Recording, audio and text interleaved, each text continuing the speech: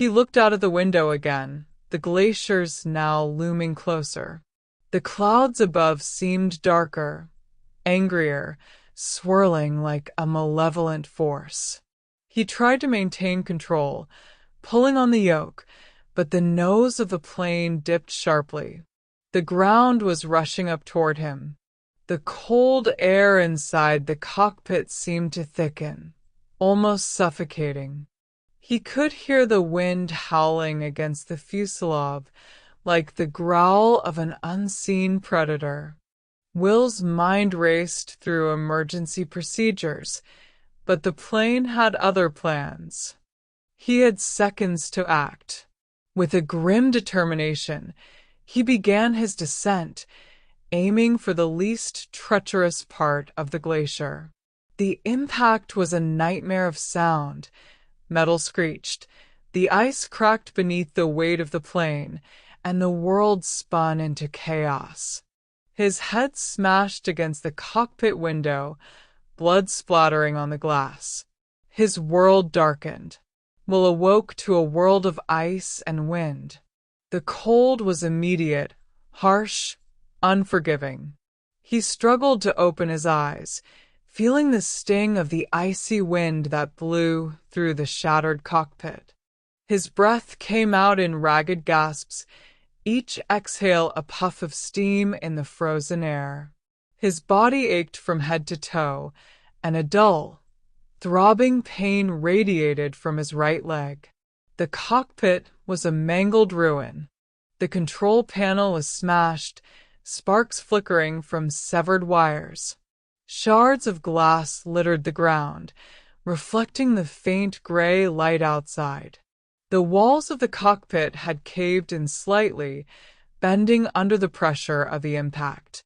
Snow had begun to accumulate inside, creeping in through the broken windows, covering everything in a thin, icy layer. Will's mind was foggy. He looked down and realized with horror that his leg was pinned under the twisted remains of the control panel. The pain shot through his body like fire, but the cold dulled it, numbing his senses. He tried to pull free but couldn't move. His breath came in short, panicked gasps as he fumbled for a tool, anything to pry himself loose. The wind howled outside, a high-pitched wail that echoed across the barren glacier. It wasn't just wind. It felt alive, almost mocking him. Every gust seemed to grow louder, as if the very atmosphere was conspiring against him. The sky above had darkened even further, and the clouds churned like an endless sea of gray, swallowing the light. After what felt like an eternity, Will managed to free himself from the wreckage. He dragged his battered body out of the cockpit, collapsing into the deep snow. The cold was unbearable. It was as though the ice had a life of its own, trying to consume him, to freeze him from the inside out. His breath came out in desperate, shallow bursts, crystallizing in the freezing air before vanishing. The landscape was an unbroken expanse of white. The glaciers rose up around him like jagged teeth, shimmering in the dim light. Everything felt vast, endless, and impossibly lonely. The wind carried with it an eerie sound, almost like whispers in the distance. He couldn't tell if it was his imagination or something far more sinister. Was it the wind or voices? He couldn't be sure. For days, Will fought to stay alive. The freezing winds never relented, and each night the temperature dropped further, pushing him to the brink of hypothermia. He had found some emergency supplies, thermal blankets, a small tent, a few rations. But it wasn't enough. The air was thick with tension, every sound magnified in the emptiness. The glaciers creaked and groaned at night, expanding and shifting as if the earth itself was alive. Will began to feel like he was being watched, though he knew it was impossible. Who could be out here? His mind began to fracture under the weight of isolation. Hunger gnawed at him, and his throat was parched. He melted snow for water, but the cold made even the simplest tasks a grueling ordeal. Each movement was slow, his muscles stiff from the unrelenting chill. His injured leg had swollen terribly, the infection setting in. He could barely walk now, each step sending waves of agony through his body. The nights were the worst. The eternal twilight that hung over the glacier made it impossible to tell time. He had lost track of how many days he had been out there. The vastness of the ice was suffocating, pressing down on him from all sides. The constant whiteness was maddening, a blank canvas that reflected his fear and loneliness back at him. He began hearing things, whispers in the wind, faint cries for help, though he knew he was alone. Shadows flickered at the edge of his vision, but every time he turned to look, there was nothing. The glaciers themselves seemed to shift and move, as if they were alive, watching him. Was he losing his mind? One night, he heard a deep, low groan, a sound so unnatural it made his heart race.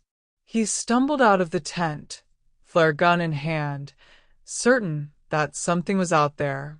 The snowstorm had picked up, and visibility was nearly zero. The wind screamed around him, a deafening roar that swallowed everything. He fired the flare into the sky, the red light illuminating the swirling snow for a brief moment. Nothing, just the endless ice and the howling storm. By the 10th day, Will's body was nearly broken. His leg was swollen and purple, the infection spreading through his blood. His hands were numb, frostbite creeping in. Every breath felt like inhaling shards of glass, his chest tight with exhaustion. His mind teetered on the edge of sanity, the isolation and cold warping his thoughts. Yet a primal urge to survive burned deep inside him. He crawled out of the tent, his body trembling from the cold. With trembling hands, he lit the last flare and fired it into the sky. The red glow seemed small and insignificant against the vast, merciless landscape. He collapsed into the snow, his strength finally giving out. The cold enveloped him, seeping into his bones, numbing him to everything. His vision blurred, the world spinning into darkness. The glaciers rose around him like silent, watching giants. But just before his consciousness faded, he heard it, a distant sound cutting through the storm. A helicopter. The rumble grew louder, the distant thrum of rotors slicing through the air. His eyes fluttered shut, a single thought running through his mind before the darkness took him. I survived. Will was found barely alive, airlifted to safety with frostbite and a severe infection. The rescuers were amazed he had lasted as long as he did. They said the glaciers were unforgiving, relentless. But Will never forgot the voices, the whispers in the wind, the feeling of being watched. Even long after his return to civilization, in the safety of warm rooms and familiar faces, the howling wind sometimes brought with it the same haunting sound, like the ice itself was calling him back. Thanks for watching. Like, subscribe, and share for more interesting stories.